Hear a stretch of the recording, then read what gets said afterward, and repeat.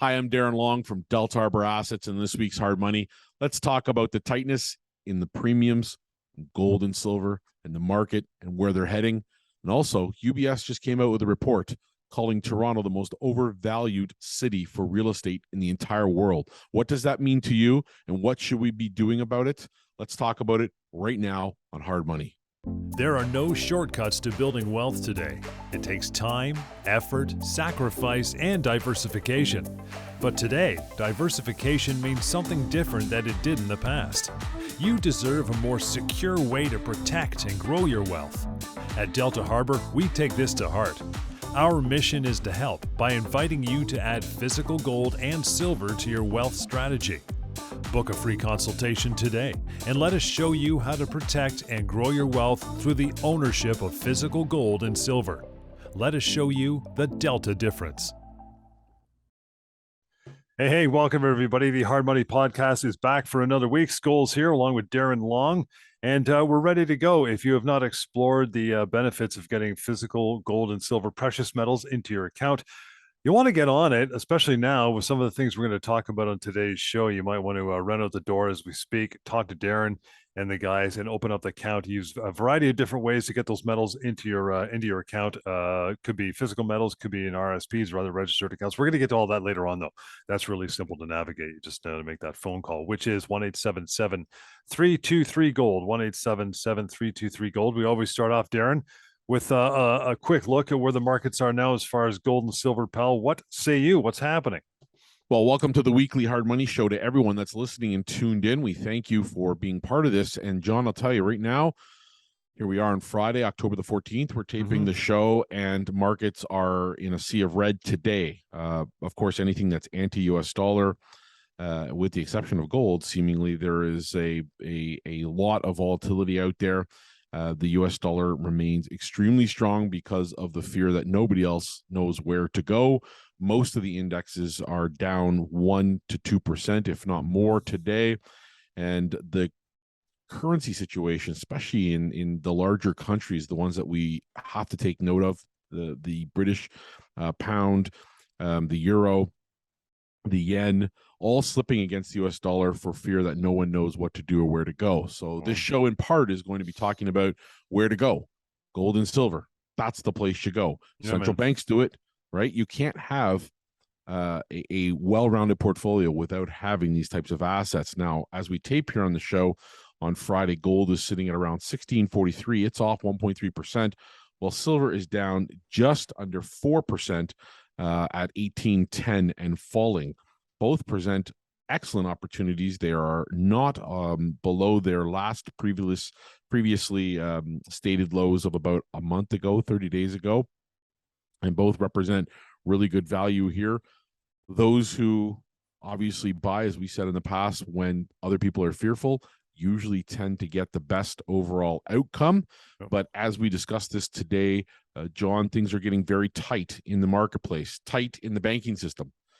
Numerous clients coming to us now over the last 2 weeks telling us that bank rules have changed at their local branches. One yesterday wanted to send certified funds for $19,000 in change, was told that the largest amount that they could certify in one day is $10,000. So they opted for a different method of payment other than certified funds. Again, little changes like that happen subtly behind the scenes at the, local bank level, local branch level, that are really part of the big overall picture. And you ask yourself, what if any warning signs are there? Yeah. Well, where do banks put their money? They put them into low-risk marketplaces, similar to what we do with our own money, but one of those markets is the bond market. And as we have stated over the last 3-4 shows, the bond market is in shambles. The end of what has been a 40-year bull market has now come, and we are going into the next phase and the next cycle. So despite the fact that the Feds here in Canada and in the US believe that the only way to tackle inflation is to raise interest rates, they do so at their own peril as these markets begin to slide, with the realization that money is no longer cheap, John, and ultimately that arbitrage trade that banks would make across the seas in multiple time zones overnight, that's not available to us, called the overnight window, with the prime rate they use in each country, is getting more expensive and more expensive. And so ultimately, we're watching that story develop in real time. And as a result, our firm is swamped. We've just Yeah. hired a new individual to support our team. This individual's been on for a couple of weeks now and ultimately is there solely to act as a customer liaison to try and make things as smooth as possible, to fill as much as possible, because there is not a moment of time to waste. As you listen to this, realize the demand for bullion here is up over 30% in the last Jeez. 50 days. So we are hearing from suppliers who are saying product is tight. Royal Canadian Mint 10-ounce bars, perfect example. The Mint is telling us could be up to 3 months to get new batches out into the public. So the demand has taken a big uptick. A lot of that demand coming from the Eurozone into Canada and other mints, the U.S. Mint namely.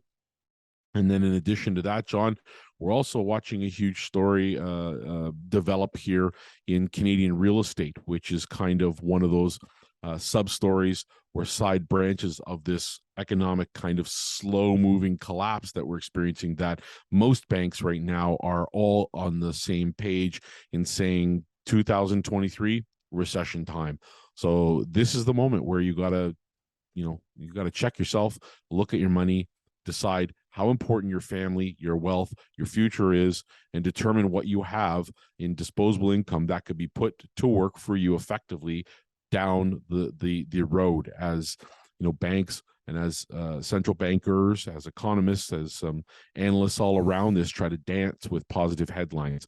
So ultimately, we're watching that as well. And those two stories in real estate and the banking issues that are not going to be resolved anytime soon, they spell a bit of disaster in the short term to medium term here for our economy in particular.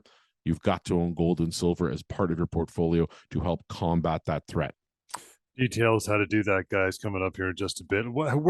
How are we looking on the world scene as far as economically and real estate and all that? How's it looking for us?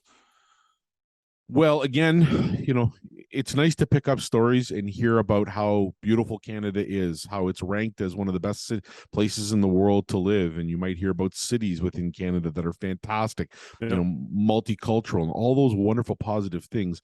But as a financial entity, we're a risk, and we're moving far more into, the risk side of things. So ultimately, that's a challenge for us right now. But we take it with a grain of salt.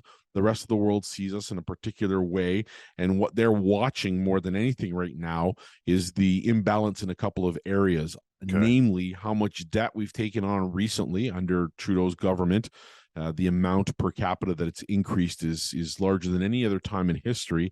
And secondly, our real estate, which is heavily infused into our GDP. So when we look at our overall gross domestic product, real estate and real estate related aspects are a huge part of what gave us growth over the last decade prior to the onset of COVID. So ultimately right now, that's changing fundamentally. And we all know, it's no surprise that the story in real estate is now how much further down is the value of home, or the value of homes, going to go. Well, if you look over to our friends at Better Dwelling, which is a site we use constantly to help us identify the truth about where the real estate market is, you'll see that UBS, the Swiss bank, the Swiss mega bank, one of the largest banks in the world, has now rated Toronto as the biggest real estate bubble in the world. Come on. Well, Vancouver was rated the 6th biggest bubble in the world. So ultimately, this is a moment in time which we're going to look back on and say, we saw it coming. We did 50 some odd shows to help people show that it was coming. We talked about it in advance, 1, 2, as many as 3 years ago. And ultimately, as it comes, I still look up and wake up in the morning and see the moving van coming down my street and people coming in and wanting to buy at these prices. So I think a lot of people, John, right now think the drop happened. I got to get in while it's good. But the worst is yet to come. Unfortunately, got to own gold and silver. Have to start rounding out your portfolio in other ways besides real estate as a hard asset. What does that bubble mean? We're rated so poorly. What does that mean for the average Joe in the street who doesn't have your background and your knowledge? Well, it pertains certainly to the second risk, which we discussed, which was the expansion of credit, which is the amount of debt we took on, and the recent price growth in houses what percentage of that is related to the amount of expansion we had in credit or in cheap money. And probably 80% roughly of that buying was related to the cheap money, the ability to get and secure mortgages at very low rates, below 2% at the very lowest, and lock in at those for 5 years at a time. So as the economy slows, I guess the rest of the world is looking at us saying, what are you going to do to combat that threat of losing the value of those homes? People are going to renew, refinance mortgages in 2, in 3, and 4, and 5 years. And as they do, interest rates are going to be 2, 3, 4 times, maybe 5, 6 times higher than what they were when they locked in initially. And if they were maximizing the amount of buying they could do, trying to get into that ideal home to suit their family, what are they going to do when wage increases are nowhere to be found because the economy is weakened due to high interest rates and lower consumer spending? What are they going to do when it refinances at 4 or 5 times higher rate, and 70% of their disposable income or their income period has to go to house related expenses? How are you going to live on that? So they'll be house rich, cash poor, and like in the US, when subprime mortgage problem hit in 2008, we're going to see a lot of foreclosures, a lot of homes, unfortunately, owned by the bank. What Canada decides to do and how they decide to sweep that under the rug remains to be seen. But they are watching very closely, and that it impacts everything. It impacts what companies will come here internationally and invest in our country, what countries will establish infrastructure and create jobs. They will not take risks if this country does not look like it is going in a forward direction that is acceptable. And that ultimately means we lose jobs, which means we bring down wages, which means we have wage stagflation, which we've had forever, while the cost of living is rising. And so ultimately, as we said, I don't know, 3 months ago on this very show, stagflation is a reality we have to face, which is why we say you have to pump in some additional assets to that wealth strategy. You have to get on the other side of that page, whether you're a mom, a dad, whether you're an entrepreneur, whether you're a doctor, dentist, lawyer, teacher, a homemaker, whether you're a single parent or you have a dual income family. You have to think about ways to be smart with your wealth strategy right now while this kind of bubbles and boils and the powers that be decide what direction we're heading. With higher interest rates, they've all but set that course in motion, and our entire economy is collapsing before us. Ultimately, that's what it is. Banks are going to take advantage of that. So, ultimately, they're going to change whatever suits them to keep their profits high, because their first priority is not you, the client. It is the investor at the end of the day. I think of those people who went, batshit crazy and bought 2 or 3 investment properties. They're all under mortgage now. What they must be thinking in the next couple of years is just enough to give you a heart attack. It's crazy. And as this article on Better Dwelling states, UBS, and I quote, said the lending boom was conspicuously strong. And they use the term conspicuously, which is, for me, a fantastic adjective to describe that this is not normal, right? This wasn't normal. And they say conspicuously strong in the Middle East, the US, Canada, and Australia. And they go on to say, since the pandemic, we observe an increase in aggregate household debt relative to economic output in many of these analyzed economies. And of course, this article starts to say UBS explicitly mentions they don't state whether or not a correction is coming, but they did highlight a concern. So they're not there to say, hey, we know it's going to happen. They're just saying, look, this country and these cities are sitting way up in this bubble, and we don't know if it's going to pop tomorrow or the next day or a month from now, but this is unlike anything they've seen before, except for if we go back to 2008.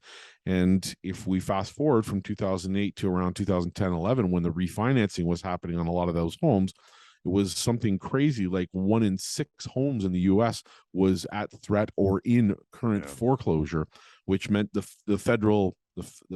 central banks and the federal authorities all had to find a plan to sweep that data under the rug, which is what they did. They conveniently allowed banks to sweep all of that data under the rug and to essentially leave it off their balance sheet so they look good. So you didn't have to look at, ultimately the parent bank of JP Morgan holding tens of thousands of underwater homes that were worth nothing. and draining out the value of their company because they were allowed to sweep that and leave it off there. But in their UBS Global Real Estate Bubble Index, they ranked Toronto as the highest spot in the entire world, followed by Frankfurt, Zurich, Munich, Hong Kong, Vancouver, Amsterdam, Tel Aviv, Tokyo, and Miami, rounding out the top 10.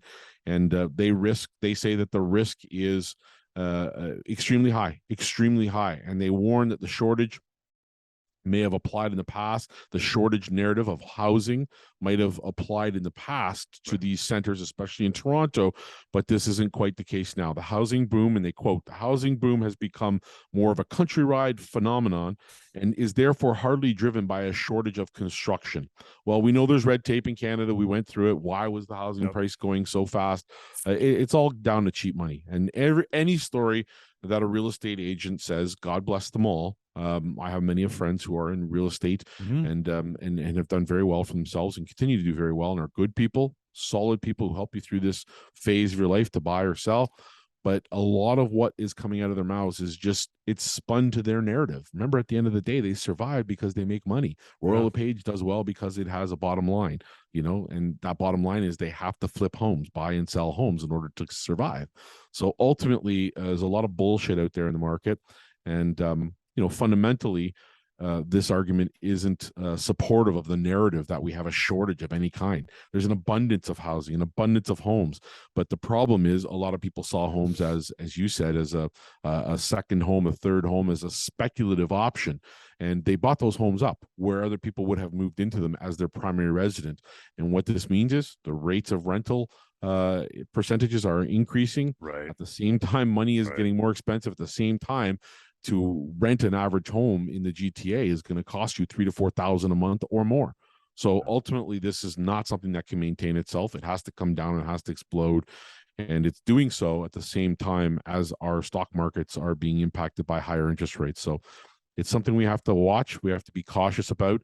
And as we said, there is an abundance of fundamental reasons why you would own physical gold and physical silver, be it to store, be it to put in your registered accounts, be it to take home and put away private, out of the way of prying eyes, or being it to do all of those, whether it's for security, whether it's for insurance, whether it's for speculation, whether it's just for long term, whether it's to buy and hold and pass on to the next generation. Everyone has their own reasons, but make no mistake about it. Owning a physical piece of gold or silver is nobody else's liability. Okay. It has no third-party liability. It has none of the same features as paper alternatives have. You can't embezzle money out of a piece of gold, right? So to those that would say, well, it doesn't pay a dividend, or you can't live in it, or you can't eat it, to hell with that. It's a stupid argument to begin with. It's as dumb as the people who say it. And so ultimately, why you own gold and silver is for the long term, right? Remember, at the end of the day, we may hate the banks. The banks know what's happening. Banks have their finger on the pulse. They make the changes. If banks around the world, central banks around the world, are buying gold, shouldn't we be listening? Shouldn't we have been listening? They've been net buyers of gold since 2008, 2009. Whole countries are buying gold. They don't just do it for some whim reason. They're not in the business of just taking uneducated risks. They're buying it because it's the number one tier asset outside of cash to own and hold in crisis. So that's what everybody should be doing. Be your own central bank. Own physical gold and silver, John. 1-877-323-GOLD, guys. Anytime you just make that phone call, have a talk like we're having right now, as we do every week on the Hard Money podcast. But let's get down to some brass tacks. You mentioned a couple different options really quickly about getting this account open and running. I know you guys are jumping, man. You guys are going crazy. You're so busy because people are really getting the message from this podcast, among other ways, Darren. But take me through the process and different ways of getting that account open and running. Physical gold, of course, and silver. Well, first way is just to simply go over to our site, deltaharbor.com. It's Harbor with a U. We're in Canada, of course, and make a purchase. Just go online, see what you like, make a purchase, pay for it, have it shipped right to your house. Check our Google feedback for people who have left comments about shipping. We're on top of it. Every step of the way, you get contacted. We follow up once it's arrived to make sure it's arrived safely. Tracking, insurance, all of the good things that you would expect to be in a top-tier firm like ours. Secondly, storage. Hey, it's too risky to be at home or you don't like the idea of not being able to sell it on a phone call, maybe you want to store it. Well, we offer storage as well, and not only here in Canada, but elsewhere around the world. So you have the option of doing that, and we're delighted and always happy to talk to you about it. Storage, in terms of costs or ongoing costs, is as simple as 1% or less in terms of storage. Yeah. It's 1.5% in our bulk bullion accounts, and it's 1.25% in the Questrade accounts, where we're partnering with Questrade to do registered accounts and TFSAs and all of those things. But ultimately, that is an option, storage. The third one I just mentioned, which is registered accounts, means you can put physical gold and silver in a TFSA, put it in an RSP, put it in a RIF, a LIF, a LIRA. How many Canadians out there miss this opportunity to have real physical bullion instead of paper bullshit in their registered accounts? Right now, I know people are starting to wake up and open up their portfolios and realize, well, Jesus, we're down 20%. We're down 30%. At what point do you say enough's enough? Right? Or are you going to listen to the voice that always says, don't worry, it'll come back? And while the rest of the world makes a ton of money, you just spend the next 10 years getting back to where you were 10 years ago right now. So ultimately, it's your choice what you want to do, but registered accounts is an option. And then last is our bulk bullion option. If you just want to own gold and silver and you don't care whether it's a 10-ounce bar of gold or an ounce bar of gold or an ounce coin, it doesn't matter to you, and you just want exposure to physical gold and silver, we have the option for you to do that as well. You simply buy, it's ounce by ounce, it's stored, it's vaulted, it's completely allocated and segregated, and it is audited product. So there is a reassurance there that the product gets touched on a regular basis, seen, viewed, and audited for its exact holdings. And we can show you how to use that bulk bullion option. And if you are using that fourth option of bulk bullion, you also have the option of financing up to 80% of your purchase. So if you want $100,000 of the bullion, it means instead of laying out $100,000, you have the option in this account to lay out as little as 20. They'll put $100,000 worth of bullion into that account. You'll own it. You'll control it. But at the end of the day, you only spent 20% to buy it. So that's an option as well. And we can talk about that. And ultimately, it all starts, John, by heading over to our website and understand right now, inventory is heavily in flux. Our suppliers give us daily, not weekly or monthly like it used to be, daily updates on inventory supply.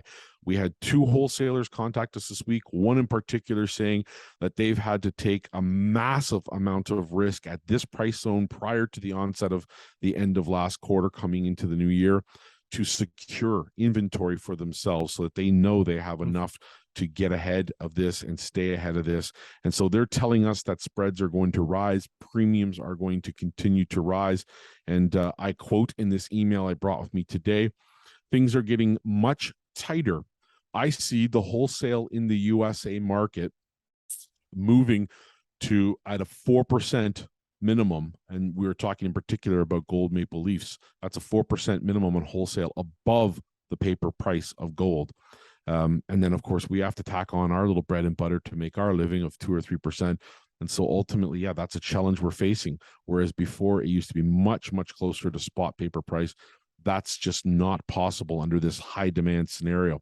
And so ultimately, you have to be paying attention. And in particular, this individual, this wholesaler believes by year's end, gold maple leaf coins, silver maple leaf coins are going to have the highest premiums they've ever had in history, which are already on top of those highest premiums in the marketplace. So we are trying to prepare as best we can, trying to keep our clients up to speed on these challenges, John. But ultimately, let's get in the market and we'll show you some other strategies, talk to you about other types of product, other bar types that are going to maximize your purchasing power.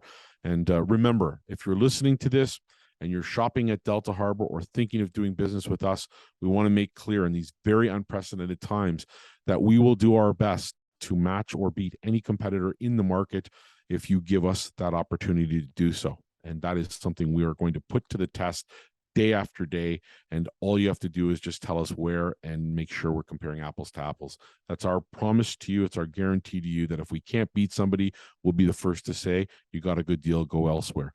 Otherwise, if you're an investor, an everyday person who has money in their portfolio, this is the time to start owning real hard assets before there are banking issues, before you show up to your banking branch on a Thursday afternoon to put your paycheck in and the bank's closed. and there's a run on the bank or a lineup 150 people long trying to take money Yeah. out for some unknown reason. So there are a lot of problems right now, and people are not being made aware of these problems because we're going about our daily, everyday lives. Hockey season started, baseball season's over, we're back to school, Christmas is coming up, holiday season coming up, lots of different things. Thanksgiving just passed. There's a lot of other things that are on the plate right here, John, and we all want to have those positive, happy, family related experiences, but we also want to have a happy family. And that means we have to have happy wealth. So our strategies have to, get out of the box. We got to think out of the box. Owning physical gold and silver is one way to do that. We're delighted to work with people to find out and experience that for the first time or for the 100th time if you're a regular buyer. Before we wrap, Darren, you get a lot of people saying, yeah, but Darren, it's so easy. I'll just buy paper gold and silver for the physical. Why? But what's the difference? Why do I have to do that? What's the difference? Can I just buy the paper gold? It's abundant. I can do it anytime I like. Yep, and that's true. You can go buy a stock, you can go buy an No, ETF, you can buy no. a number of different instruments that have that, and that might be the best option for you. Who am I to say I'm not that individual? But what I can tell you from my experience, John, is that there are a lot of paper instruments out there that are false, that are not supported by the gold or silver they claim to have. There are a number of them. Just do your research, do your homework. If you want to buy a stock, buy it because you love the company story. Buy it because you want to speculate on a penny stock or a small miner. Right. Buy it because you want to support a Canadian company. There's all kinds of reasons to own mining stocks and things like that. I'm not your planner or advisor, so I'm not going to give you that advice. But John, paper still has third-party risk. The exchange could shut down. You could wake up to, a chunk of money that's been embezzled in the company. Company's still good. They got product in the ground, but it goes down the tubes because something happened in the back end. You could wake up to a false story, a false narrative, a false piece of geography. There's happened time and time again, from the Bre-X stories to the countless number of other stories in mining operations where 1 in 1,000 actually find product, but they all have the same great story and the great same headline. So if you are investing in paper products, make sure that the product's there. If you actually want physical gold and silver, hey, we're here. We exist. Delta Harbour was set up solely to handle that type of investment, and we're delighted to work with you every step of the way. And we'll talk about those experiences. We'll talk about those options, and we'll always lay everything out on the table in a transparent manner so that you can make the best decisions. But mark my words, right now, the way the economy is, John, they're going to try to pull the wool over your eyes time and time again. You're not going to know there's a problem until it's too late. So don't wait. Make that decision to be in front of your wealth, to understand where it's parked, what it is invested in, and to keep things simple. Gold and silver are very simple. They're hunks of metal. You buy them, you either store them or take them home, and when you want to sell them, you bring them back. It's that simple. That's all we do. And so ultimately, we want to challenge people out there to second guess what it is they're doing, get a second opinion, and decide upon whether or not the option to own physical gold and silver is for them. And if it is, come see us at Delta Harbour. We're delighted to have you, and we'd love to bring you aboard and to put you with like-minded people who are all thinking the same thing. They don't know what's out there. They're not 100% sure, but they sure as shit know that something is wrong. Something's not right with the economy right now. There's something that's kind of ongoing behind the scenes, a little bit of a dark cloud coming, and they don't know what that is going to result in. And we get every walk of life in here talking about it every day, and it's the common bind. Let's all be in that boat together by owning physical gold and silver through Delta Harbour Assets. Guys, it's really easy. Whether you want to take it home, direct home delivery, you want to put it in storage, you want bulk Bullion, you want to use your registered accounts, which I love because so many people have so much room they don't realize. It's all available to you. Reach out to Darren and the team anytime as we wrap this for another day. 1-877-323-GOLD. Do your due diligence. Have that phone conversation for 5 minutes or 5 hours. It doesn't matter. Darren and the guys are always ready to open your mind to the challenges and the benefits of having physical metals in part of your portfolio. So do it today and enjoy. And we'll catch you next time right here on the Hard Money Podcast.